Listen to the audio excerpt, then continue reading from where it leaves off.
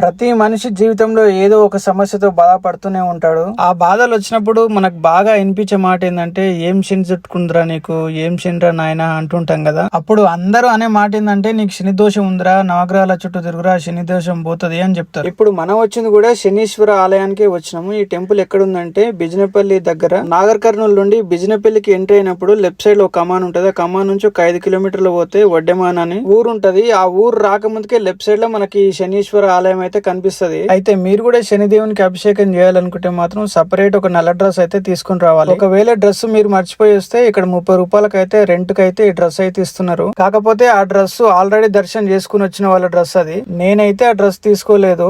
మనకి ఇక్కడ left side లో ఒక షట్టర్ కనిపిస్తుంది కదా, ఇక్కడ అయితే మనకు 100 రూపాయలు ఇస్తే ఒక కొబ్బరికాయ ఇస్తారు. ఒక గ్లాస్ ల నూనె, నల్ల నువ్వులు అయితే ఇస్తారు. ఆ నూనె తీసుకొని పచ్చి బట్టలతోనే దర్శనానికి అయితే పోవాలి. సివిల్ డ్రెస్ తో కూడా రావచ్చు, కానీ ఈ నూనెనైతే శనీశ్వరుని దేవుని మీద అయితే పొయ్యనియరు. ఈ సివిల్ డ్రెస్ లోనే దేవుని కాళ్ళకాడ అయితే పొయ్యమని చెప్తున్నారు నూనె. దేవునికి అభిషేకం చేసిన తర్వాత దేవుని చుట్టూ 7 ప్రదక్షిణ అయితే చేయమని చెప్తున్నారు. ప్రదక్షిణలు అయిపోయిన తర్వాత మనం అదే డ్రెస్ తోటి మళ్ళీ స్నానం చేసి ఆ బట్టలను అయితే ఇక్కడనే పడేయాలి. తర్వాత మనం రెగ్యులర్ గా వేసుకునే బట్టలు వేసుకుని పక్కనే శివుని టెంపుల్ ఉంటది, ఆ శివుని టెంపుల్ దర్శనం చేసుకోవచ్చు.